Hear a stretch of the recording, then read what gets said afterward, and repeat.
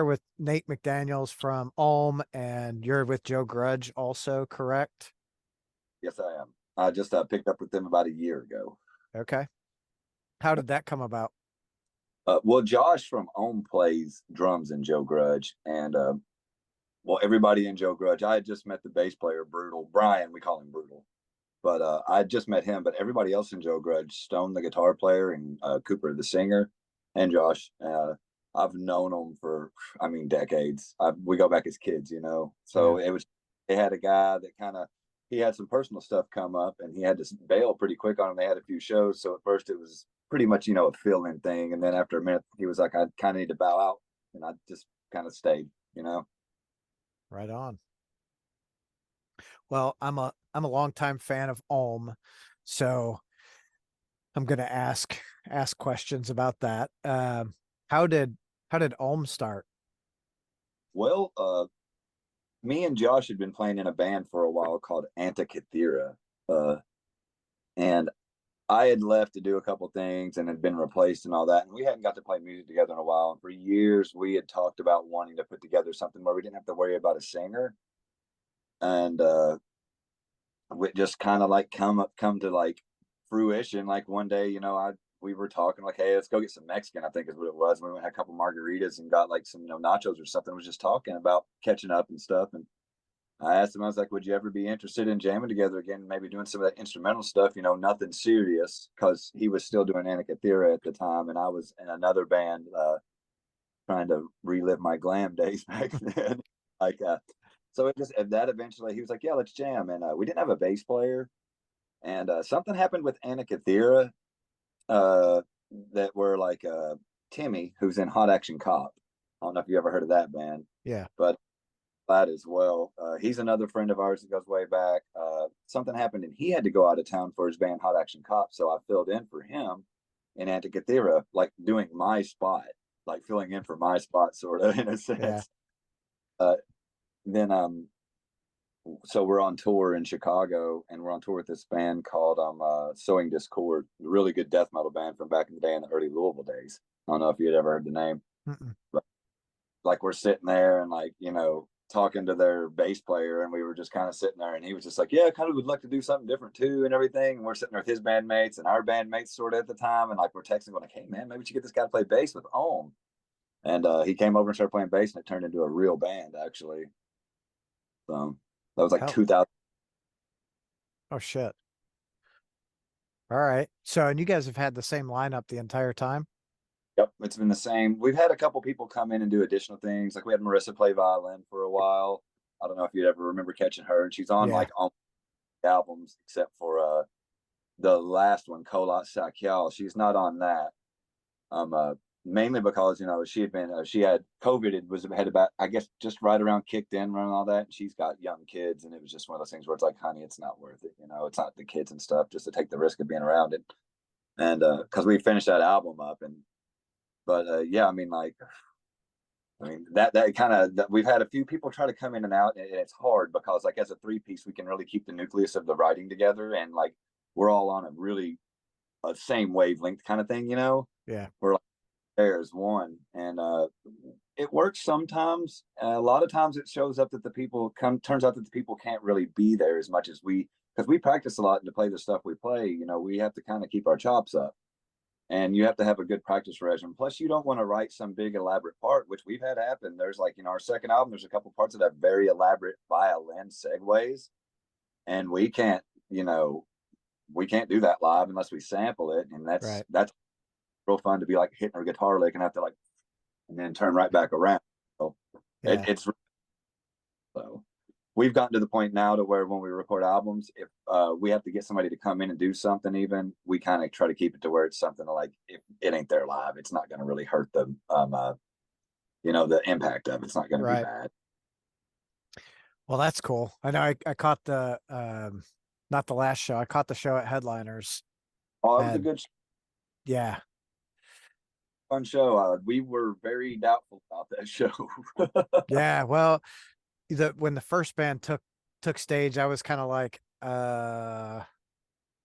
Yeah, I mean, see, the thing was more than anything. I mean, all of the bands that played were really, really good. I wish I could remember how to say that first band's name. I never can remember it, but I do remember THP and Stone Holler. Um, uh, and I mean, they were good bands. It was just a really weird mix when we got it pitched to us. Plus, it Yeah. was like kind of like, like, can we bring that crowd to headliners? Just us being headliners in a bill, because it's hard to sell an instrumental band. Uh, Luckily, I mean, we have enough people now. We've had Dennis Stein doing like live projections for us, which you've seen. Like that's all like Yeah. that's not something he's sitting there that's like he's hitting a play on. Like he's filming things and using effects and doing it on fly. He's pretty much like a part of the band almost. That's cool. And we can entertain like that on that level, and how we're seamless. We try, like that night we had a couple of little gaps, but we try not to have the gaps, to keep the band or keep the crowd really motivated. But there was a few little things that night, but it happens. It was still a good show, I think. It's a live show. It's you kind of expect it to happen, right? Yeah, something's going to happen. If you don't think something's going to happen, I mean, probably something worse is going to happen. Yeah.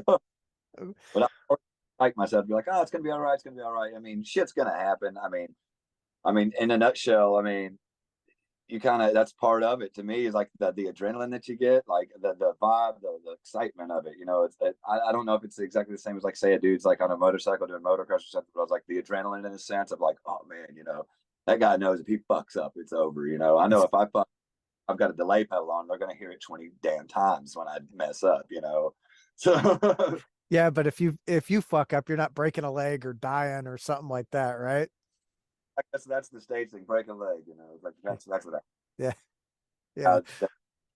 but Right. yeah, I mean, it's not bad. I thought it was a good show. Thanks for coming out, man. Hell yeah. Yeah.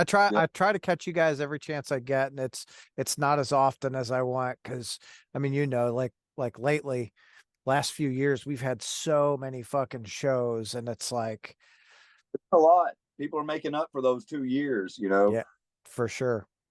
It's bad. I mean, that when we put out, it's called Dead Mountain. I'll just quit call that Xiao. We call the album that because it's like all based off the Dyatlov stuff from Russia. But when we put that album out, it hit right then. And like, it was just like, oh man, now everybody's doing these live streams. We can't really go out there and play live to promote this album. And it kind of sucked because we had gotten into a good studio. We'd started doing Dead Bird Studios with Dave Shell. And like our mixes had started getting better, like just everything had started getting honed. And that album came out really nice and shiny, and we couldn't even do nothing. It was like having a toy that you couldn't go and take out to your friends and it sucked. Like, Yeah. got a motorcycle, no wheels. Fuck. Yeah. That sucks. Yeah. I mean, it killed some motivation. I noticed that, like in the last year, especially, that there are bands just like, and even we've been playing pretty frequently, but we try not to play home too much. But we played a lot here lately in the last month, and actually, as of now, we're supposed to be taking a break, and the only show that we've actually got on schedule is in October right now. Oh shit. We're supposed to be mixing the rest of we got a new album, and it's done. It just needs mixed, and we're trying to get dates in to do that, which it's we went to Deadbird again. He's in very high demand. He's one of the best studios around. I mean, everybody. I mean, if you're into any kind of other music locally, I mean, he's even into that. He's Prayer Line, Tyler Lance Walker Gill. If you're into any kind of like outlaw country stuff, I mean, anything. This guy's across the board, and it's a great studio. But we're just waiting to get some dates in there to mix it, and we'll have a four banger out for y'all. I mean, Right. but it's still 45 minutes long. I mean, Yeah. Yeah, it's totally opposite of like Grind, because Grind, you've got 40 songs and it's 22 minutes. yeah, I mean, we tried the grind thing and it's real fun, but I mean, now I'm older and like it's hard on you and it's hard on a drummer. Mhm. And really, I mean, like when we were doing the Chigger project, I mean, we were writing 2.5 minute long songs that were just burners, man. That just napalm death style, like tear it up, which we love. I love napalm. I love grind music, but I'm now that I'm older, like I listen back to that stuff. I'm like, can I do that? And I was like, I don't think I can do it. Dude, it's so different when you get older. There's a grind band out of Australia that I like a lot. What in the hell are you doing, cat? Stop eating And my. we've got this is Catopia here, so if you see them in the background, I feel you. Well, no, she's over here chewing on my damn cables, and I'm like, stop that shit. She's like, pay attention to me. So this band, they're called King Parrot out of, they love them. dude, they are so fucking good. Hilarious. Their videos, like somebody, I want to say Saul from man, I never can remember. How do you say his band's name now? His new band. Uh, I don't know how you pronounce it, but I know formerly artwork for the blind, and he was in Callus, and he's in Sugar. He's a Oh, singer. dude, he's in, it's Cathode ULT. That's it. Okay, that's it. But He he said, introduced me a video of them, yeah, and I was laughing my ass off, and then the music starts, and I'm like, oh Jesus, but they're awesome. Yeah. So, anyways, dude, you're saying, they are the fucking real deal. First time I saw them, they were playing with, I gotta think, Devil Driver and Phil Anselmo and the Illegals. wow, I think I heard about that show. I didn't get to go to that show. That would have been, yeah, I heard about that. I want to say, I want to see them, but I've yet to get to see them, man. They'll be back. I think they'll be back next year. I mean, they're hilarious. I love their music. I mean, I got into a band right around the same time as them. I don't know if you ever heard of Crack House. Mm-mm.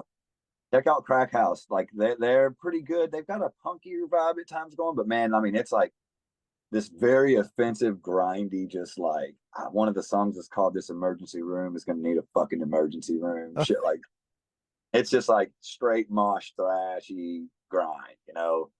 But it's cool shit. I found about them at the same time. It was kind of cool because they both have this sort of funny side to things, and I like that about some grind bands is that they can be comical. Yeah. Napalm Death. I mean, I've loved them for years, and still there's shit about them that I just think is hilarious. Hilarious. Yeah, there's another one out of Australia called Choof. I've not heard them. I'll have to check So that out. the Matt Young from King Parrot like turned me on to them, and I'm like, oh shit. So like I interviewed, I mean, I had Matt on, and then I had Jackson from Choof on a couple weeks ago. Like, good dudes. They're planning on being here next year too. And I'm like, all right, we got to figure out how to get those guys into Louisville. Oh yeah, man. I would definitely be at that. Keep me in the loop on that. I mean, it's cool that there's bands like that out there that are still doing something that's not just. There seemed to be like a few years back a grind thing kind of started getting going Mm-hmm. that just wasn't grind music embodying like what I thought of as grind. I mean, I understand that I'm a little older now. That whole generation scorning the next thing comes into play too. I understand now I'm older and that I do always say, "Oh, that shit sucks. This is how we used to do it." It's I do, literally, but that's when you know you're fucking old. Drilling back in my day, like, ah, fuck. it's all, and the crazy thing is it always ends up being a lot of shit talk too. It's like we're just like, oh fuck that, like. But I mean, really, you sit back and you think about it, you're like, hey man, that's kind of. I'm into a lot of things now as a guitar player that I would have just laughed at, in my 20s, mid 20s and stuff, and been like, oh, that's stupid. Why would you do it now? I'm I'm older and I love stuff like that. Yeah. You change, but I don't want to. I mean, but back there was a few years back when there weren't a lot of grind bands, and then bam, here was a bunch of grind bands, and it just seemed like it was a joke. And it's happened with the math metal. All Well, that. a little bit of everything, and you've got, almost every style of music has that, right? Where it's this big abundance, and it takes a little bit to flesh out, but then you've got the really good, people of that genre that hold on and stick with it. Like, even looking back in the fucking 80s, there was probably so many damn thrash bands that came out around the time of, Metallica, Slayer, Anthrax, Megadeth, Testament.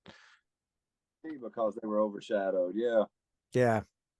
Heard about a band the other day. That's funny you mentioned that because I heard this band. I guess it had to have been around the same time or right after, but a band called Whiplash, actually called Whiplash. And I was Yeah. like, is this like a Metallica rip thing?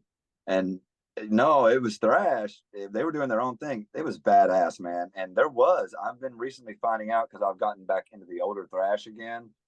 And I was like, wow, all the bands that I thought were cool were really just like, they were just the guys that had made it. There was like so many others like trickled under it, and I always thought like, oh, it was only like Megadeth, Testament, Exodus, Anthrax, shit like that. No, man, there was like a lot of bands doing it, and yeah, it's cool because it's almost like like a new album's coming out, but not. I'm finding other You're stuff just that's finding it. Well, that, that's the good thing about music is there is so much of it. Like every day. That's what I like about Spotify is I'll be like, oh, I want to listen to this artist, and I'll put it on, and I'll just let it go for a while, and I'm like, oh shit, I've never heard that band before. Turns you on to a lot of really good shit. Like I've been listening to a lot of Doom lately, and like psych, like desert kind of stoner shit. And I found this band out of Belgium called Fire Down Below. Holy fuck, dude. So good. So fucking good. And I'm like, I even today, I can't get enough of it. I listen to that album, but like their last album every fucking day. Like I have to. Yeah, I mean, like it's crazy. Doom, like I went down a little Doom rabbit hole over the summer, and I've got a friend that is like crazy into Doom. Like, would just like, I mean, it's amazing just the records bought, you know. Yeah. But kind of just chilling and like catching things out of the corner. Not noticing the records are just being flipped constantly the whole time I'm hanging out. And I've got turned on to so much new stuff. Like it's a Grails album I heard. Which I've heard Grails before, but not is it Nails? I think it might be Nails. Nails album I heard over the summer, and it like completely blew my mind. It was very simple. I mean, it's good, simple, just dark doom. But like, anyway, either way, what I'm getting at is like I probably heard over the summer like 15 new doom things I never knew existed that are just amazing from all over the world. And it's gotten really good because back when I kind of got out of listening to doom, we were real hard into Ohlm and stuff and bands like that, and like the Yob and Moot and a few other things were really the only doom, the good doom that was like out there at the Yeah. moment. Doom. Everybody's got their own kind of form of it. I want stuff that like wrist cutter doom. I want that suicidal shit, motherfucker. Flow that I got to check and make sure I put it on the right speed on the turntable. Yeah. God, funny. I love those fucking albums. I put one on the other day. I don't even remember what it was, but I was like, I don't know that this sounds right. I'm like, oh shit, it's too fast. Oh yeah, exactly. Hey, there's an All album. They were a band local for a little bit around here, and I loved them. They were one of my favorite bands. And they wrote some fast, like dark, punky-ish, hardcore type stuff, like doomy at times. But man, they put out like a 10-inch or something, I guess, and it sounded to me. I'd listen to it on the slower setting. I liked it just as good. There's some bands like that. I mean, Mouth Yeah. of the Ark, one that I put on like that, like a band from Columbus. They've got an album called Quietly, and up until the second song, you wouldn't notice if you had it, down. If you had it on 30 or 33 or whatever. It's I love that. That's doom, to me. When's he gonna hit the snare? It's been like forever. Yeah. He's just right. So funny. There's so many fucking good bands out there though. There's a ton like that. There's an access to a Spotify too has made it. Spotify is amazing. I am hooked on Spotify. It's opened up so many doors with bands for me too, just by Yeah. doing like putting it on a list or anything being suggested. It's very interactive. I like it. I love it. I love that you guys are on Spotify. It's like it makes the day a lot easier. I used to hate to fumble with fucking Bandcamp and listen. Yeah, I mean, I still think Bandcamp is good for things. Mhm. I like social media stuff or media stuff in any kind of way is almost lost on me. Like I told you, it's like I've never even been on Zoom before. Uh, but to me, like there's so much stuff now. Like I just don't see how Facebook and stuff like that is really doing any good when there's things like Spotify and YouTube. Bandcamp kind of has certain things it's good for, album sales and stuff like that for digital, like because all of your download cards, if you're putting out like maybe a CD or a vinyl, you can really go through that. It helps you kind of watch your stats and stuff. It's good for bands, like working as bands, but for a Mhm. player, for a listener, Spotify, you can't touch it, man. Anything. That's awesome. Yeah. Every band there. I like the way they watch it. It's not like, I don't know if you remember the days of MySpace when anybody could just get on there and record anything. It's filtered out. Spotify's filtered out pretty good. You're not going through a bunch of shit. Yeah. And And I'm glad we're on there too. I hate to say it, but I nerd out and look like every so often, but man, how many listeners we up to? And Right. Well, but you kind of have to, right? And I think all the different things have what works for them, right? Like Facebook is good for certain things. Instagram has its good things, right? Spotify, like it's an abundance of fucking music, and you're just like, I could you could literally hit play on there and probably listen for the next 30 fucking years and never hear the same song. how long would it go if you just hit play and let it go? You know, Yeah. from your liked bands when you get on there. I mean, it's a neat thing. I've been a big fan of it for a while. I was really hyped when we got on there actually, and now we have an official YouTube channel as well, which is cool. I mean, we're trying to get content on that. We did some filming while we were in the studio here recently. We put a couple little clips and stuff on Facebook as well. See, like to me, like that's what Facebook's good for. Put some Yeah. little kind of maybe get you. I mean, it sounds weird. It's almost like you're on an OnlyFans page, man. You're trying to do that work thing, but I mean, that's how it is. Get on there, give them teasers. Hopefully put out a video here soon on YouTube or something. Get people to come out there and hit that. And I mean, I am personally, to be honest, it sucks because you're always having to hit a like on something. It seems like. And I remember the days when if you had a website, you were just like, oh man, we're the shit. You Yeah. know, Yeah, I know, but it's because we're old. You know what I mean? Like that you old thing. you also remember the day where there was no fucking internet, there weren't cell phones and that shit. Who was it that said something? There was. Well, I mean, I've got kid. I got grandkid. But somebody was telling me something about their kid the other day, saying something about dial up to them, and they looked at them like they had just spoke French, and it was Mhm. just like dial up. You don't know, and try to explain what dial up was to them, and they didn't even know what the fuck a phone was with cables on it. Right. Like a line. So like he was like, I just stopped. He's like, my kid couldn't fat. I was like, that's so fucked up to think like that. But I mean, Well, it's fucked up to us, but we grew up with it, and these kids are growing up in a completely different world. Like 90% of the people don't even have home phones anymore. Everyone's just got cell phones. yeah, landlines are very rare. I've got one. I I've seen one at a place that I work at down the road. There's a landline, and it's still even to me like it's odd. Yeah, but that's a business, and I can see that. But there's a lot of businesses even now. I think don't even have a landline or a way to really even reach them. It seems like through a phone.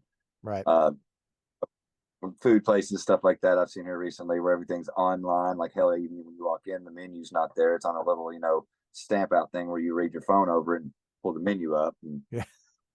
it's really like, but I mean, yeah, you know what I mean. Yep. Yeah. It's weird getting old, watching watching all this shit change. Technology itself is so crazy. Like having an interview like this. I mean, you got to think, like, this is Star Trek shit. Honestly, I But mean, yeah, well, when we were kids, that's it. This is exactly what it was. Like there was no fucking video chat. Like, you know, uh, just shows with Ohlm. When you guys played with the Atlas Moth and the Ocean, that was a great fucking show. And my favorite part is a couple of the dudes from the Ocean came out. I'm fucking watching you, and they come out and they stand right next to me, and they fucking look at me, and they were just like, "Wow." Like, fuck yeah. almost I love the Ocean. That's I didn't know. I mean, we talked to them afterwards, and they were wanting us to do these dates with them, and it's hard because a lot of us have jobs. I mean, honestly, that pay us better than it would to go out and be on the road and do shows. Because there's not a lot of money in making music in that kind of that scene of things. I guess is a good way to put it. Atlas Moth would do decent at it and stuff and everything, I'm sure. But as far as us being like an opener band for them, it wouldn't have worked out for us financially. So we didn't get to, but man, yeah, like the day they were, I mean, I thought they kind of dug us, it seemed cool to see them walk out and everything, like you said, but I didn't know. I was like, I wanted to be heavy that night. I kept my shit cool though that night, so I remember it. But yeah, I want to say every now and then we'll play with bands like that and we know we got to put it on. And I kind of like straighten my ass up a little Yeah. bit. Well, and those dudes, so I think one of the things for the Ocean that works out well is they not only have the band, which is the collective, they've also got the record label, which really helps supplement a lot of that income. I mean, we've never really, we talk about this every now and then it'll come up. I want to say maybe once or twice, seriously, we've had the conversation of, you know, what we would do or how to approach even being like that with it. And all of us are pretty happy with where things are, especially now things are starting. It's crazy because things are starting to pick up more now from what I've noticed than they ever have been. And we never did that.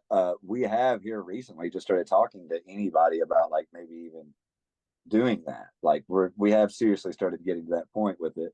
But I mean, like that's the thing is you got to have somebody supporting you and kind of financing like that. Uh, Or you've it's got to figure out how to make it work, right? Like that's where where a lot of bands are today. They diversify, right? They do things. They're looking at any sponsorship they can get. Like the Ocean has the record label, Pelagic Records, right? Which the the way they do the label is fucking amazing because everything's like limited run and it's like a super cool variant.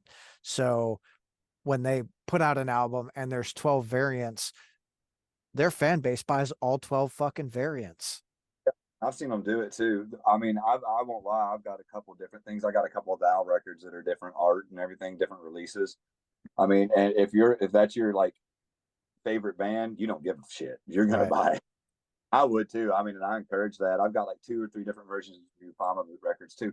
Those bands tend to do that a lot, which I think is cool. Is they give you something a little more when it comes to the whole physical aspect of getting their album, their recordings, and Yeah. that's cool.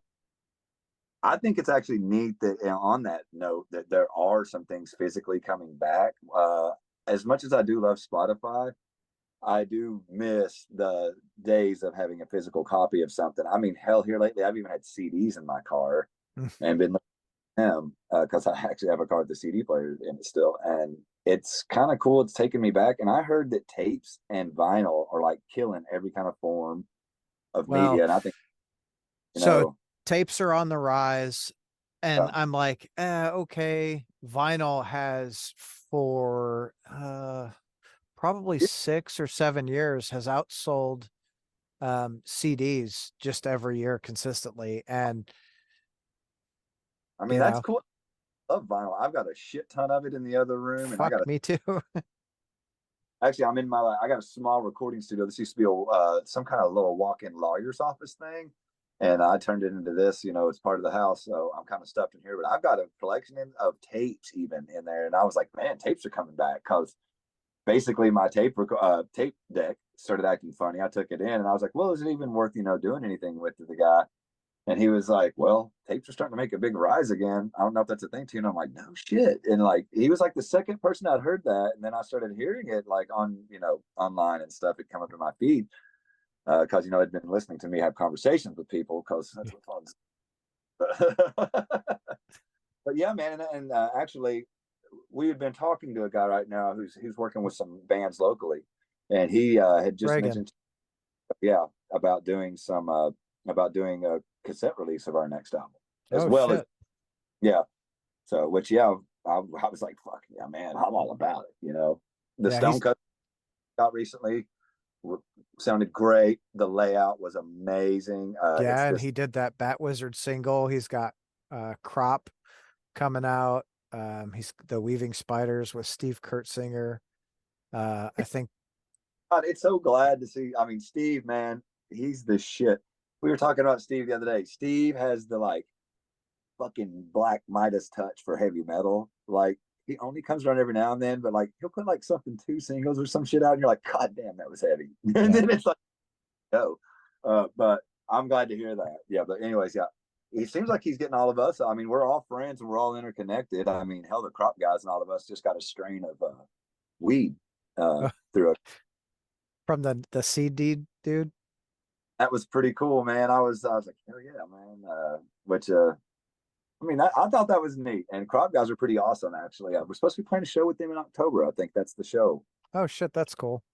I just saw them last weekend. Actually, when you guys were in Lexington, I was at the crop show with Restless Spirit and Temple of Fuzzwitch and Fairy Ring. Oh, yeah? Where was that at? That was at Portal. Oh, yeah, because our buddies in Storm Tucker were playing over at Mag Bar. And that was like weird because we showed up at like Green Lantern. I'm like, it's so odd they're playing our town Yeah. and their town. I was just like, it's like because Andrew from Storm Tuckers. Well, we're real good friends with Storm Tucker. I don't know if you've noticed. We've done a couple of like Hmm. little weekends with them, which are always fun. The thing we call the Moose Pussy Express tour. Uh, but those guys have become good friends with us, and he actually hit me up that day, and I'm packing my gear up, getting ready to head to Lexington, and he's like, "Yeah, man, we're playing Magnite, by the way. If you pretty much like if I ain't doing anything, I'm like, yeah, dude, I'm playing at Green Lantern. I'm about to leave right now." And he's like, "Oh shit," and I was like, "Guess it's just how it is, man. One of those things." I mean, but I was just like, if we could have combined those shows, just been amazing, and but, we play. Well, and the good, I think the good thing about like now all the fucking shows we have to choose from. Oh, dude, it's like everywhere, and it's been good. Like every time I see a flyer, I'm like, "Damn, that's a good lineup. Damn, it's a good." We always do this thing. I mean, where you're in a band and you're like, "I don't want to fucking play any shows for a little while, right?" And then someone hits you up, and it's like this lineup. Like, fuck, man. I mean, that's a killer lineup. That's on a Saturday. It's going to be the shit, and we end up jumping on it. And that's what happens with Ohlm is we mean to take breaks because we've been known to like kind of like disappear for a little bit, and Mhm. we've do that here lately and try to get some work done doing like album stuff and anything else. But man, there's been so many killer just lineups offered. There's so many good bands right now too. Like, I mean, not saying there aren't always, but like right now, it's like every band. You got Blind Scryer, Crop's a great band. Prayerline kicks ass. Redivider's awesome. I mean, I just went and saw Sadistic Creator, I think was their Oh, name. dude, how fucking killer are they? Shit, like I mean, like, and it that gave it warmed my heart because they're all probably 20 years younger than me Yeah. or to it, but it was just I love that that kind of metal, that old school kind of death metal, real deal shit. Like they had it, man. They were doing good and good bands going around. And Yeah, I saw them at the Bat Wizard Stonecutters fucking yep, release, and I was just like holy fuck, dude. Like, all right, these guys are fucking good. So there's a band from Wisconsin, Illusion of Fate. They're doing a album release thing and they're playing at Magbar. And guys are like, "Hey, do you know anyone?" I'm like, I gave them a fucking list of bands, like hit these bands up. Sadistic Creator was on there, and they're like, "Cool, we got them." I'm like, "All right, good. They're fucking great, dude." yeah, man, they're killer. They had a killer show the other night. It's cool to see. Like, oh, I haven't seen it often. Whenever we do Chigger shows at Metal Monday, they get a little rowdy up there. But the kids were getting rowdy when they played the other night, and like bashing. Like, it sucked for the. There was a band there from out of town. Self God was there from out of town, and I didn't get to check them out. But they had their merch table set up to the left, and every time like Sadistic Creator would just kick in something crazy and heavy, like they were just fucking thrashing through it. Me and Omer and Jace from fucking Stonecutters is just sitting there like he kept setting it back up. And I'm like, man, it's just they're gonna do it again, like it's cool, man. Like the kids were up there, and they were all you could tell like a younger crowd. They were just thrashing, enjoying it, moshing, having a great time. It was cool to see that. Hell yeah. Yeah, it's really nice to see the younger generation get out there and do that shit. Like my daughter now is going to shows with her boyfriend and like breaking out, doing their thing. And someone asked me the other day, like, how do you feel about that? I'm like, oh dude, I love it. Cause like she was raised doing this, right? Yeah, Like we go to a fucking show. She knows like if there's a problem, she knows who to fucking go to. She knows where to stand, like what to look out for. Like I want her to go and have fun. She did. We went to Louder Than Life last year, and her and her boyfriend ran off. And I turned to my wife, and I'm like, it feels good to for them to run off and not to be like, oh my God, where'd they go? What are they doing? Like, fuck no, go watch some bands, have a good time. You know what yeah. the hell is going on. Oh, it's safe. I mean, I go to like almost. I've been to just about every Louder Than Life. Every time I try to say I'm not going to go, they announce the lineup, and there's at least a few bands there I want to see. And of course, this year, they got Fucking Slayer coming up. Slayer. And to me, like it seems like a pretty safe place to be. I've been going to shows for a long time. Uh, I mean, I've been there on a few occasions. Whoa, I've been there on a few occasions. Your fucking poster fell. Uh oh. I don't know how that happened, but yeah. Anyway, I've been there, and it's I've seen a few people that have been getting like a little dehydrated or something like that, or anything like that, and they've been, someone stop and help them and stuff like that. And to me, I think a lot of times that's all I really see. I've not heard anything bad about anybody getting drugged or any shit like that. It sounds like it's been a pretty positive place for the most part, and I've had a great time every time I've went. Yeah, it's Last it's getting a little more crowded than I really care, but Yeah, I mean, that's my thing. Is like I start looking at the lineup, and the other day I was just like, I've seen this night, I've seen blah blah blah, and all this. So basically it boils down to Judas Priest and Slayer for me. yeah. I mean, I'll deal with it, and Well, Hemorrhage is playing Saturday, which is they're that band out of California that like the last tour they did, they've got a fucking bus. They went on the bus, they pulled up outside of shows and they fucking play their set as people are leaving the show. Then they pack their shit up and they fucking move. that's pretty awesome, actually. I like that. Yeah. It's like, Oh, dude, they're like, you know, yeah, it's what did he call? I call it bandit shows, but I think he calls it renegade rock or something. And it's just fucking awesome because they're like talking to him, I said, how do you afford to do it? He goes, well, they actually make pretty good fucking money. Like mm, they sell merch. I said, so what do you make? He said a slow night like $400, a good night probably 14 or 1500. that's not bad. I mean, I wouldn't laugh at it, but I can live pretty meager on it as long as I'm playing music and doing something with it. Yeah. I mean, and the band like they do, I mean, something like that is very feasible. I mean, are you talking like, you got to think about that. Well, how does it break down per person? Like, if I could walk up Three guys three guys, and they make their own merch. I mean that's genius. I mean, try to stay in it as much as you can is the best way to do it. I watched a couple of guys that are like kind of going up big now, or have been big. I mean, well, shit. I mean, we've been going to see Mastodon for like ever, like, and Yeah. they're still fans. So I mean, there's a point now like where our whole camp, there'll be a crew of us going to see them in the show. They know who we are. They know Omer knows a few of the guys in the band as well, and you know, those dudes started from Atlanta, Georgia, or wherever they are, and culminating to become Mastodon. I think of Atlanta, and really did it themselves. Mhm. They were doing like that. They were in charge of their own merch, doing this and that, and they didn't give up on that for years. Like they were still putting out good albums on Relapse and stuff before Warner Brothers got a hold of them, and they made them work for it. And they weren't about ready to, like they were going to be in charge of their shit, and that's beautiful. They worked hard for it, and it can be done. If you put your mind to it. But I mean, man, that's a it, man. People don't understand what it takes to be in a band. This isn't some Britney Spears shit where you're going to be, Well, and that's what it takes, right? Like I was talking with Jimmy Bauer, and the way I Hate God does it now is, he said that they had they got burned by, was it Century Media or someone?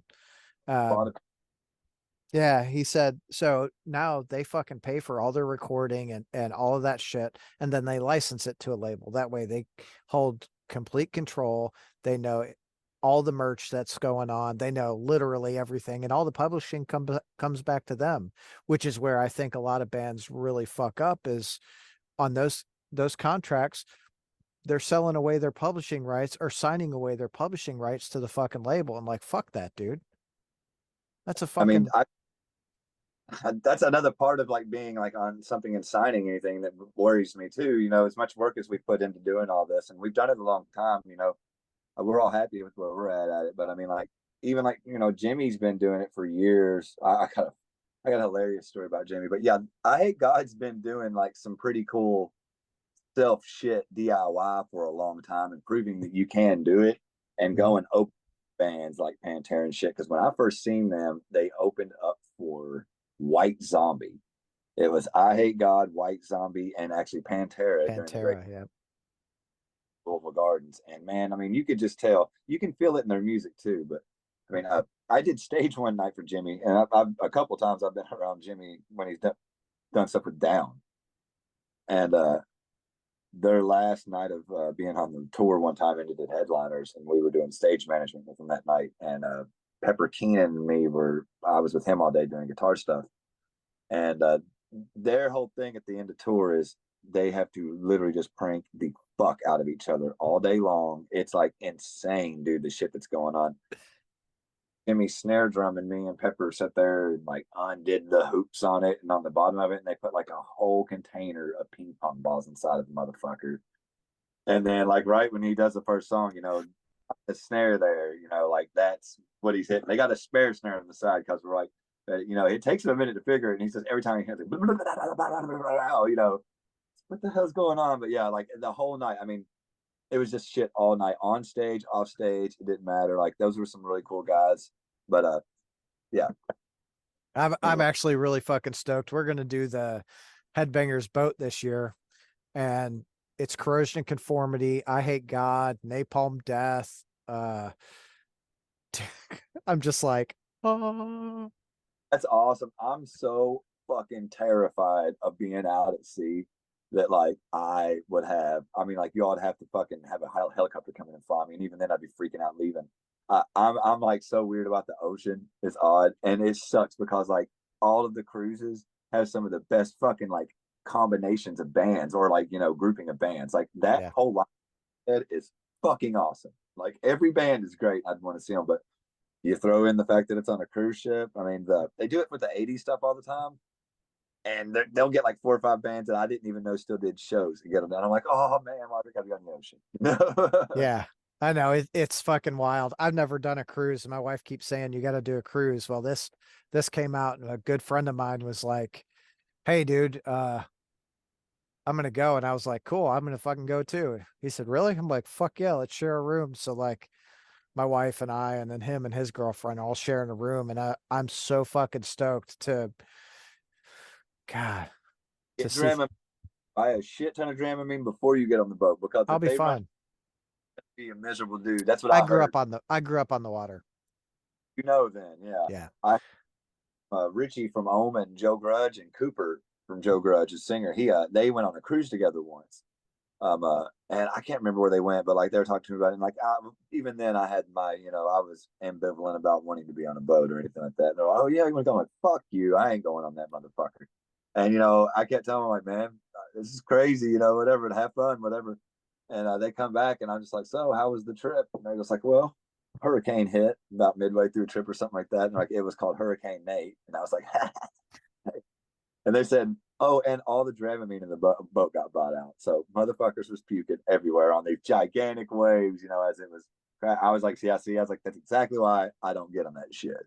That's fucking hilarious. I would really like, I don't care. Whatever happens, fucking happens. But we're talking like, I didn't tell you Death Clock is on there too, which is, Dude, that's awesome. Yeah, I'm going to see them the 12th, it says on the calendar. where are I'm they going at? playing Cincinnati. I can't remember what some place, the amphitheater outside or some shit like that. Okay. Dragon Force. All So right. man, Death Clock's one of my favorite bands. They have been for a while. Dragon Force, they're cool. I think that's a cool little bonus maybe, but I've thought Death Clock was probably one of the best death metal bands for years. Oh, just phenomenal. And it can't, started as a cartoon. Like when I saw him at Louder Than Life, it was my first time, and I was like, holy fuck. I think who'd they have? I think they had Pete Weber on bass, and then of course Gene on fucking drums. Saying Death is like God to me. So like his drum style, he can just start playing. I'm like, if it ain't him, I'm like it's someone clowning him bad. Like it's just I love Gene Hoglan. He's the best death metal drummer in my opinion.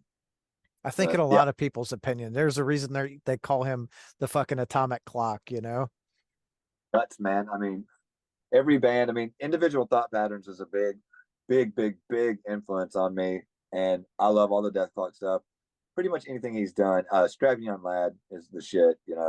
Devin Townsend's amazing within himself, but just I remember the first time I heard Individual Thought Patterns. I love Death. I like a lot of eras of Death, but John Reinhardt, like two of the most baddest drummers in death metal. You Yeah. know, Yeah, that was, and Death is one of those fucking bands that the way that the songs were structured, it was just so fucking different from everyone else, and it changed just enough with each album. that you still wanted to go along for the ride and you weren't afraid. Yeah. Fuck. Well, it made you think, and like his stuff was really like he was a true, like when you hear people say progressive musicians, which we get, I consider what we do progressive, and a lot of other people do as well. I try to take a progressive approach at it, but a lot of it is because of him, and he is definitely a progressive musician. Where the albums, it's been metal, he's gonna play metal albums, and it's gonna be heavy and edgy, and but he has morphed, going from the musicians, which I think that's a part of it too. And it's probably part of just being probably tough to work with because a lot of those guys. I mean, I know I'm kind of difficult to work with playing music too. It's probably got a lot to do with why there's just us three, and it stayed that way. But Well, a lot of people they want to find that groove, and when they do, it ends up being the same thing, copy and paste over and over, and fuck that gets to be too much. Like, I dig Lamb of God. I like that every album sounded a little bit different, but these last couple are the same thing.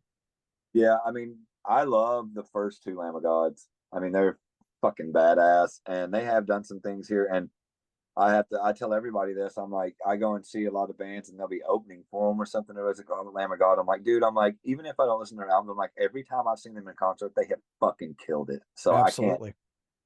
I appreciate that about any band. Like, I may not be into them anymore, but if I go and see them and they're opening for a band, that I'm really there to see or something like that, and they kill it, I still give them fucking props, man. And those guys have killed it. I saw them open up for Slayer in Nashville about 7 years ago. Maybe a little longer than that, six, Was 7 years that ago. was that with Amon Amarth and Cannibal Corpse? No, it was just Slayer and Lamb of God, and Slayer had did two sets. It was during their anniversary type thing where they were playing like almost 2 hours or something like that, and I can't remember. But those were the only two bands. But Lamb of Wow. God named them like every song. Like I sat right next to the dude that I was there with. I was like, "Here's what they're gonna start with. Here's what they're gonna do next. Here's what they're gonna do. Here's what's coming up next. I don't like this song. We'll get a beer." Like, and they delivered like every time. They knew how to like pick their set and fucking hit you with it. Yeah. Become really, really solid at it. And, they're not exactly,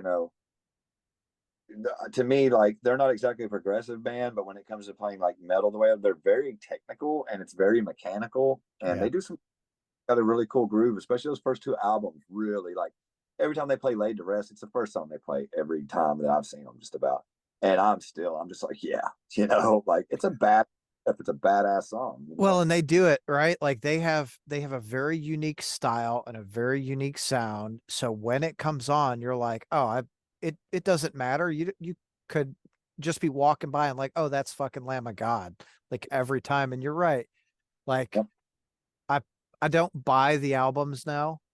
Yeah. I have I think I have most of them over there, but I'll go see them live and I won't I like they're fucking headline Headbangers Boat. Hell yeah, I'm gonna be there to see it because they fucking crush live. I saw them. God, I don't even know. I've probably seen them 10 or 12 times now, and it's every time it's fucking a great show. Great show. Yeah, I mean, there's a lot of bands like that still that I'll go and see, and that I don't mind watching and sitting through so much stuff. I don't like everything that. I mean, that's the thing is like bands change. I think a lot of people get. I mean, is it critical or cynical? I don't understand exactly how to put it, but like, as far as like on bands, when bands try to do something a little different, try to change. Like Fear Factory is a good example, I think, because I'll dig that back out. I love Fear Factory. A lot of people in our whole camp, man, are big fucking Fear Factory fans. And when they, I mean, when they did Obsolete, that was like a game changer. And to me, I would like, a lot. Corn had been a big thing. Shit like that back then was kind of taken over and all that. And I got to see a lot of bands kind of like not conform, but they had to evolve a little bit, right? Yeah. Oh, Obsolete. And I was like, yeah, fuck new metal. I was just like, this shit's cool, man. I was like, it's got a hip, cool groove thing going on to it, but it's just so blast in your face and shit. And a lot of people were hating on them for that. And a lot of people hated on Sepultura for it. And if Roots Bloody Roots is one of the baddest fucking albums ever. But to me, I think that album is the birth of new metal. And there's a lot of people that agree with me on it. Hmm. Like really to me. I mean, I don't consider the very first Corn album a new metal album. To me, it sounds like a fucking sludge doom album almost. Like I mean, it really does, you Yeah. know. Well, But and if we look back and it's so fucking muddy, like where all that shit comes from, because there was again so many fucking bands doing so many different things. Like I don't know, everyone's got their thing. I got this, just speaking of like Dino and Fear Factory, when he was with Soulfly at fucking, or is he was at Diamonds. oh yeah, is His it? Wait, him playing with them? Is that what you're talking Yeah, about? Yeah. Man, have you heard the new Soulfly album? no, It's in. Dude, they've been putting out like we hold get on on. this There, when did this album come out? newer album. It's had to come out in the last year. I want to say. I mean, No, it's fairly new, maybe. I want to say. Pro a year, maybe 2 years. Yeah, they're working on another album now. I just recently. Well, see, here's the thing: is like we'll lose track with them every now and then we tip back on here and there, right? Yep. And about a week ago, we got kind of to where we're talking about it again. We're like, well, let's see what the hell they've been doing lately, and that must be it. Like the one they did a couple years back. Dude, it's bad as fuck. I mean, like, I was like, this is the shit. Because you don't expect it. But we had heard like about 10 years ago, maybe they did a black metalish sounding album, something like that. Maybe not just 10 years, but I mean, we listened to it and I can't remember what the name of it is. I ended up listening to it a little bit last week and I was just like, dude, it's crazy to think this is Soulfly, you know? And it Yeah, was but bad. Max Man. is like, I like what Max does. He surrounds himself with really good fucking musicians and then they write something. Like this next album, they're really trying to go back to like the super groove of like the early Soulfly shit. First album was the shit with Logan Mader playing guitar from Machine Head. And like, man, that album, fuck, dude. Well, we seen him on tour, and that's who was playing guitar with him at the time. And that dude, he was one of my favorite guitar players back then. But I mean, like, we saw him a couple times on that, and they were out on the road with System of a Down and Incubus and Snot when they were nobodies. They were just trying to fucking. And I guess since Max had clout, they're like, all right, we're gonna send you out. And he's basically gonna be the headliner band, and you guys are gonna be doing off fest dates from Ozfest. And we seen it a couple times, and just the shit. Soulfly was amazing. Uh, my favorite, my favorite death metal album of all times is Sepultura Chaos AD. Okay. And the first death metal album I ever heard was Arise. I remember it as it's just like as if I was watching a video. I remember the day walking into the house when the dude that told me, and I was just sitting there chilling. He's like, "Hey, listen to this shit. This is some new stuff called death metal. You need to check this shit out. We haven't gotten me and you ain't been hit to this yet, you know." Because living in Eastern Kentucky, you kind of catch on to things like a little later than you Yeah. would up here.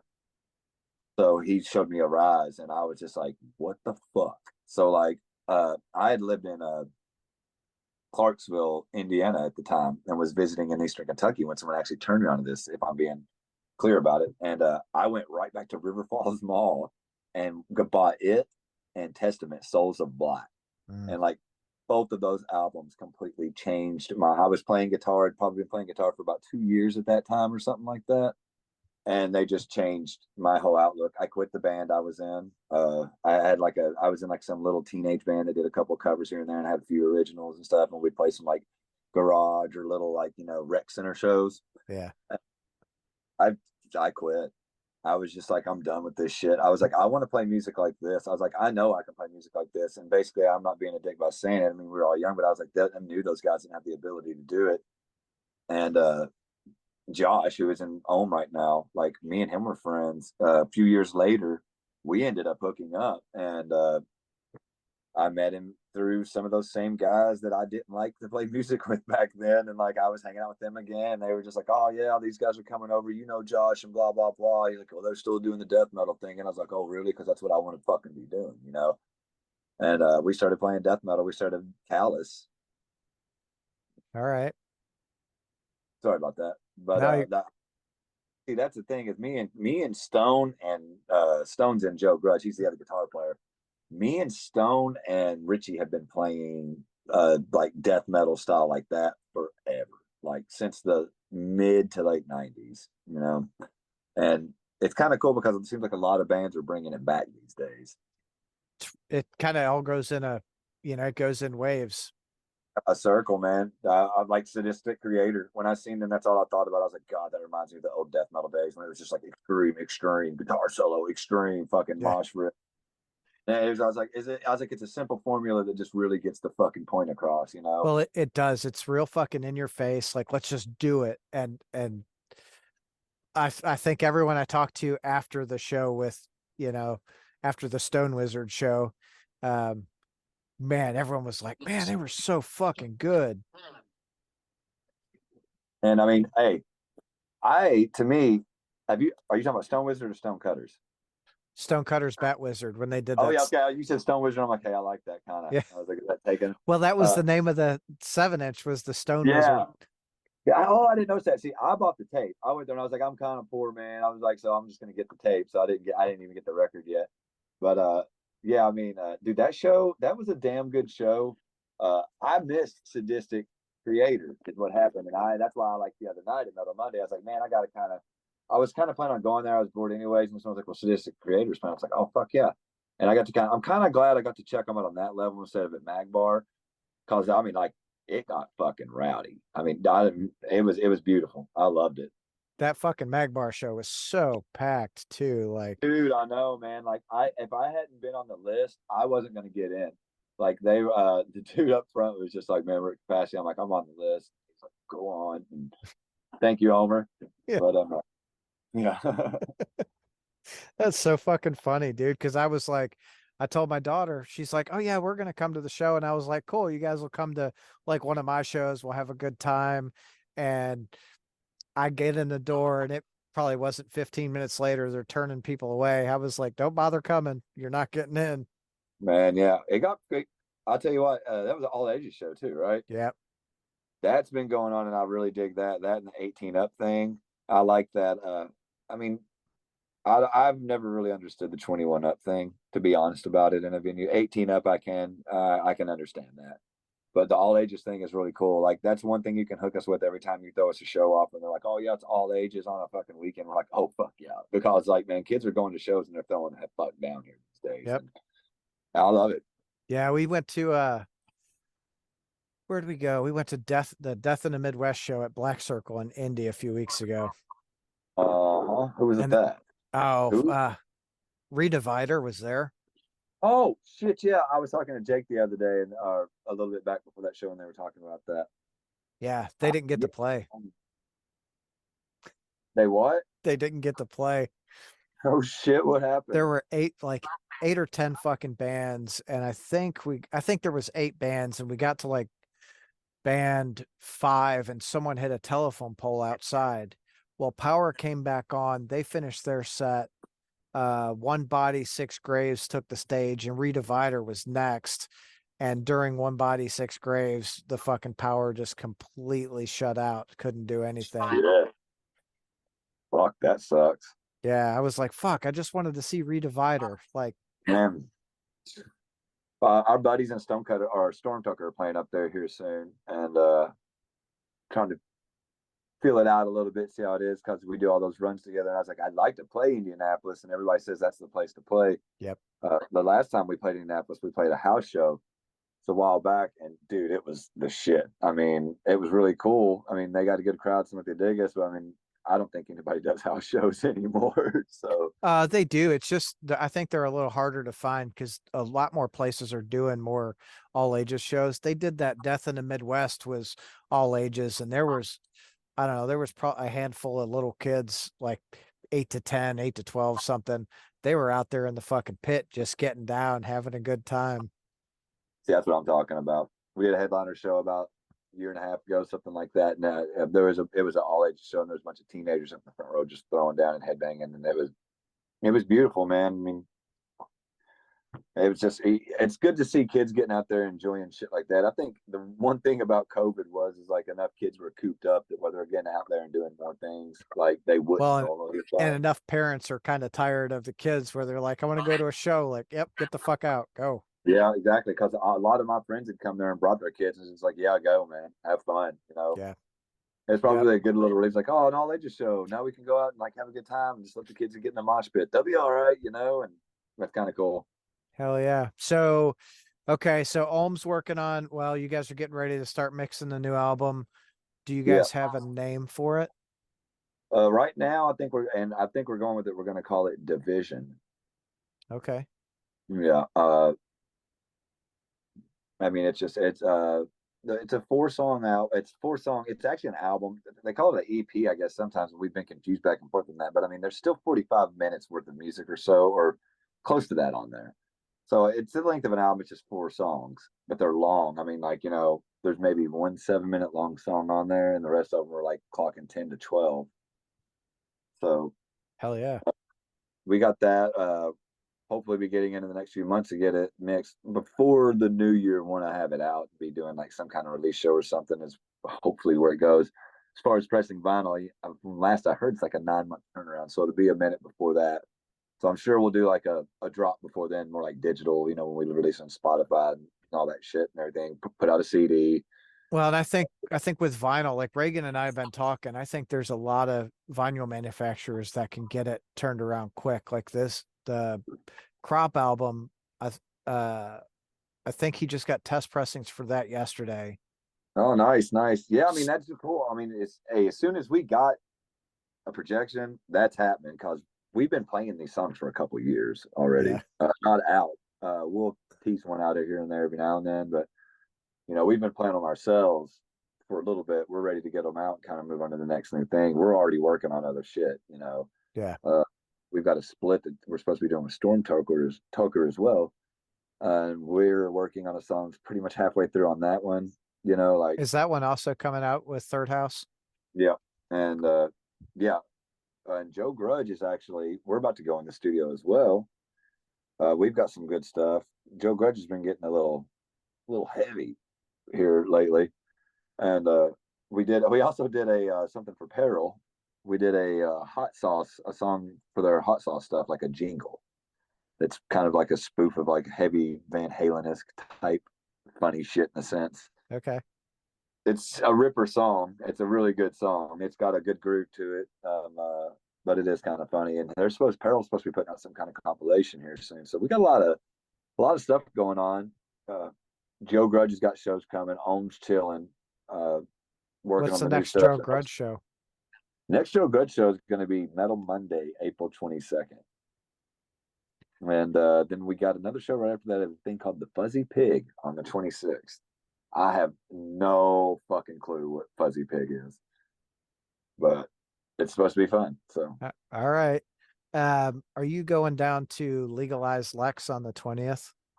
man, I want to. I've heard about all the bands playing, and honestly, I don't have anything to do that day, and I'm thinking about it. But I mean, every band almost I'd love to see. So Yeah, you should absolutely come down to it. I'll be down there. Reagan will be down there.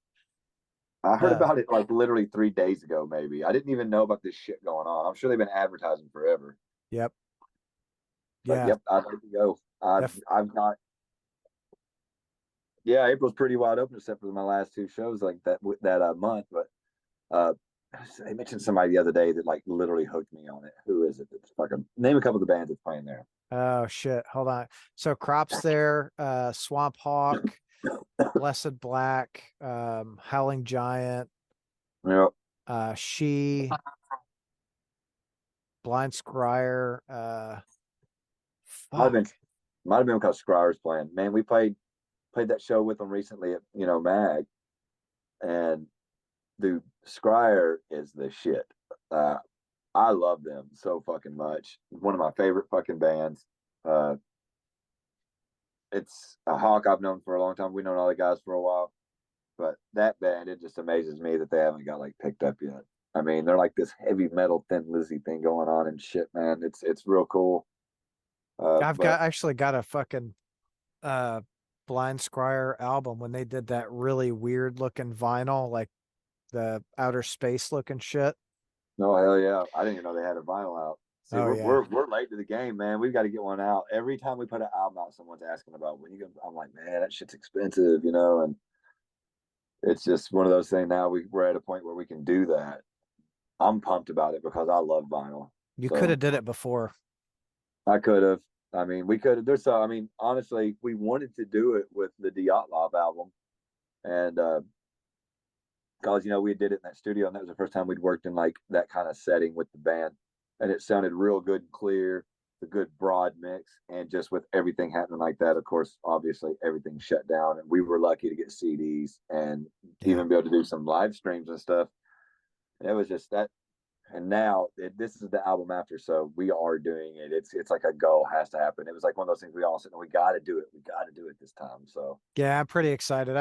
Talking to Reagan's a good buddy of mine, and we talk a lot. He was talking about, he gave me a list of like 15 or 16 bands. He's like, I'm putting shit out from them. I'm like, oh, fucking Ohlm. Yes, yeah, dude. It's about fucking yeah. I mean, time. we're pumped. We're pumped. Reagan, I've known Reagan for a long time. Reagan was one of my first friends when I moved up to Louisville, like permanently. I'd been going back and forth between Eastern Kentucky all my life just because, I like it there too. And sometimes I get, a little tired and want to move back there. But like I've been living here since like 2003 or four, like on a permanent basis. That was like the Bucky's days. Yeah.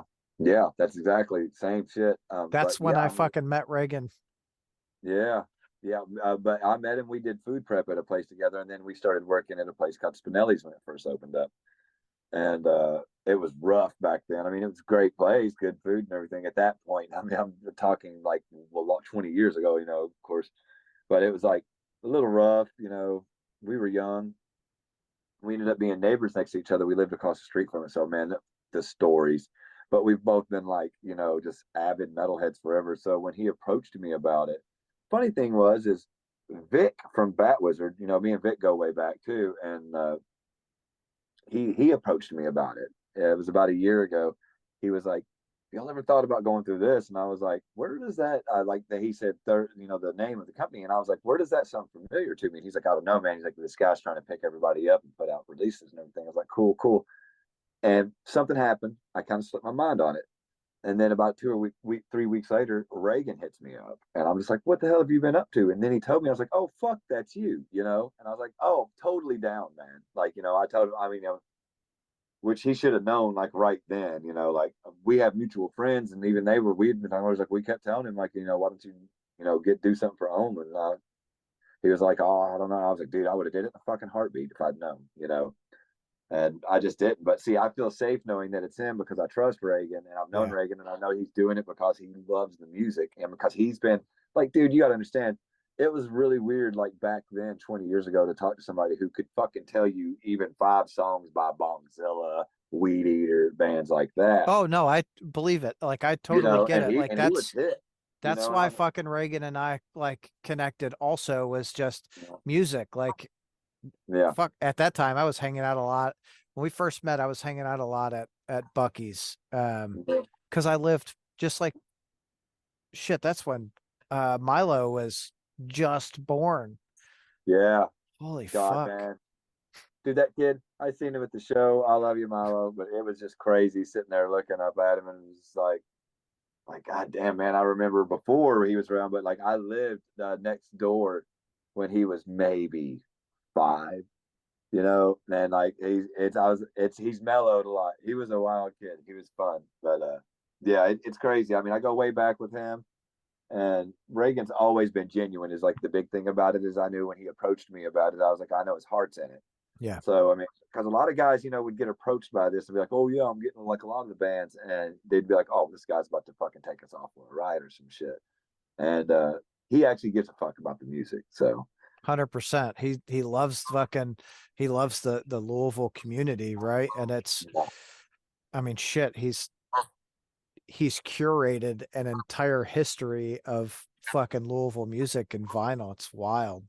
yeah, I mean, he was around when bands didn't get that too. I mean, and that's what sucks is like there's so many things from so many good bands. Me and him have talked about this on several levels. You got some King Horse stuff and everything like that. And there's a few Pusher albums you can still get. And I mean, even though Pusher's a little more recent, but I mean, like, there's obscure stuff like that out there that's like some of the most pivotal, awesome shit in the scene or whatever you want to call going on around here that like influence people that a lot of people don't know about. Like I think that the Callous album never got like I wasn't even on that one, but the Callous album that come out like maybe I guess like early 2000, right around there, Avarice I think is what it's called, is one of the baddest Louisville death metal albums you'll ever fucking hear, man. And like I think it never got its due. There's a couple bands like that, and I see him picking up on that a little later down the road too. and like putting some stuff like that out because he's that hardcore back into it, Well, man. and I think I think he's working on something to go back and get a lot of the old music that didn't get proper releases and actually, Yeah, put that shit out. So yeah, I'm and that's I'm cool. I excited. mean, that's what I could see him doing that, doing some shit. I mean, like there's a lot of stuff back there that didn't get its due, and he was around for that. And I mean, fuck, it's like even bringing up a name like Bucky's, like you were just saying, I was like, Jesus, Yeah. it's like a Yeah. long time ago, man. But and there's a lot of club days back then that died. I mean, there were so many killer bands that like came through like places like Cahoots. Cahoots isn't fucking there anymore, I man. know. I mean, God. that's luckily, you've got a lot of the stuff like the Pusher shit and like I'm a Dead Child and all those guys. They got which that's another obscure side of like metal that I don't think is still got pushed enough. And he knows about those guys and all. Blade of the Ripper, Brothers of Conquest. I think there was some stuff there that never got Mm. released. Buffalo Bill. I mean, once he taps into that, like he can put out all the shit he wants now. I mean, like with all these bands, he's got plenty of killer bands under his belt right now. But once he starts tapping into, I'm excited to see people's reactions when they get a hold of those albums that they've never been exposed to. Yeah. Because, like, I mean, even like for example, I've rode around for the last month listening to a fucking band from Lexington, a CD I found about a month back from a band called Chrome. And I don't know if you ever heard them or not, but Mm-mm. dude, I mean, like they put out an album called Cyclone, and then they all just kind of went on to do other things. And I've been listening to that album since I found it, and like it is one of the best fucking death metal albums I've ever heard, like groove oriented death metal. Yeah. And you know, people have never heard it except me and the few people that were around when that went on, that were around those days, those club days. And I could definitely see him being how he is. He's crazy historian about the shit. Yeah. He's gonna dig up some stuff and expose him to a fucking a whole generation of people that would have never heard of him if it went for him being like just a nut about metal like he is. He's got he's got some really cool shit in the works. Yeah, I'm really excited about some of these fucking releases. I'm yeah, like, dude, yeah. We're excited. I mean, like, fuck. I mean, he's getting a lot. Like, I've had a couple people, my friends, hit me up because here in the last little bit, he's getting on it, and like, just like the whole thing of like, yeah, man, we've been talking. Like, it's really cool to kind of all everybody be like under the same deal, like affiliated like this, and like well, and with you have someone that actually gives a shit and not yeah, just exactly. there to take a fucking dollar. Yeah, because I mean, I get the shit. I get the fucking question forever. I'm real good friends with Terry Harper. I mean, I've known him forever. We've played, toured together, done all kinds of shit. And he's asked me on several occasions. He's like, "Just why aren't you guys signed?" And I was like, "We've never tried." I was like, "We've honestly never even talked about it and all this." And I mean, in my heart, not being like conceited about the music or anything, but I love the music enough and think it's good enough that I think we could get signed off of it. I mean, you got to think of the reality. I mean, what is that really giving you? I mean, like, Yeah. yeah, I'd love for masses to hear my music and shit and everything, but I want to do it the right way. I don't want to do it, sell myself out for that, kill myself out, break up a good fucking band because, it was stressful. And that's what Well, happens, you that's know? where a lot of people fuck up, dude. Is like there's some really good bands out there that you're right. Once they get signed to a label, they're like, okay, now we got to go do XYZ, but it Yeah. stops being your project and now it's the fucking label's project. And they're like, oh, well, you got to have another album out in 6 months and then you've got to be on the road for another year and a half. And I don't care if you're only making $100 a night, you got to get out and fucking do it. And then at the end, you're getting ready for the next album and they're like, you owe us 40 grand or whatever still. You're like, what the fuck? Yeah, it changes a lot when you're doing it for a living. I mean, that aspect of it is cool, but it definitely becomes a job and it gets really fucking old real quick too. Especially if you're in a situation that you're not exactly 100% comfortable in. Or, I mean, I've been in a few touring acts here and there, like nothing crazy major, but I've been out on the road with guys for enough amount of a time to, everybody be at each other's throats and everything. And then you just sit there and you start thinking, is this fucking worth it? Luckily, me and Dave and Josh, we've been on the road in a few situations together. We do really good. We like what we're doing. We're having fun and everything. And it's our project. Yeah. But you get guys doing things like, we're like, oh, this singer's running this shit and blah, blah, blah, and everything like that. It really does become like a job and it gets fucking old dealing with a lot of that stuff and it takes the luster out of it. And I've always, like, my experiences with being on the road with people who have been, mixed. And I think I could do it with these guys. But some of the other projects I've been in and did it, it's just people that weren't ready for it, or people that were way too into Sure. their fucking, and that happens a lot when people get in the business. And to me, like, album sales didn't mean that much as to losing my friends in this project. I feel like a really good thing with these guys, and I project a lot of things that we've been through. We've been together almost 14 or 15 years now. We're coming up on our anniversary, and we've been through a lot of stuff personally together that's shaped us as a band. Songs that are personal to us. People know we don't have any lyrics, but our titles mean something in a sense, because it means something that happened during a situation, or it's some stupid analogy of some shit that we've said, or maybe a dream we had or something, and we'll name it what we're writing in that context. Like, it kind of depicts like something we had been talking about at the time when that song was being written. That's how Yeah. we name songs and get feelings from songs. And everything's a concept album, which without words, that's hard for people. So you have to do it through art and through titles and through feeling and through movement in the music. And now that we've got a projectionist, that helps a lot too. Oh yeah.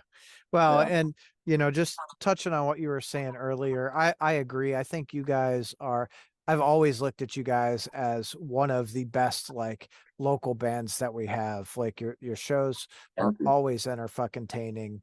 Um, the crowd absolutely enjoys you. I absolutely enjoy you. Fuck everyone else, Thank you. like so I've had that question also, is like I wonder why Ohlm isn't in a different place as a band.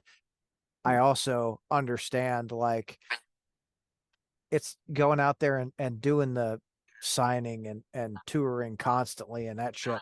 It's not for everyone. Yeah, it's hard. I know what it's like to be expendable person in a band. Cause I did hired gun work when I was young. Nothing any major or anything. I've had my dabbles here and there with enough touring though, and doing it for a living.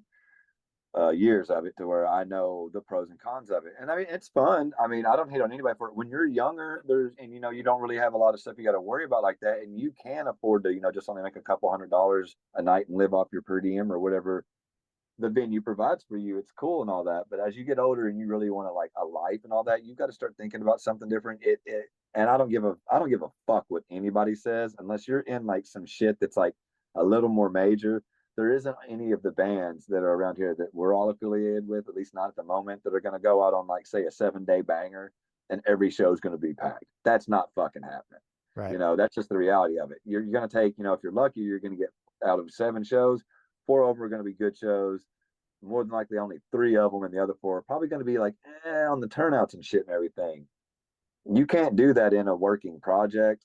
Keep your morale up, keep your money up, keep your merch sales up, and do that. Like, and you got to think, like I just said earlier on in this conversation, that you're talking about guys that have careers and stuff that are making them good money, getting them bonuses, paying for those fucking badass gear that they play on and shit.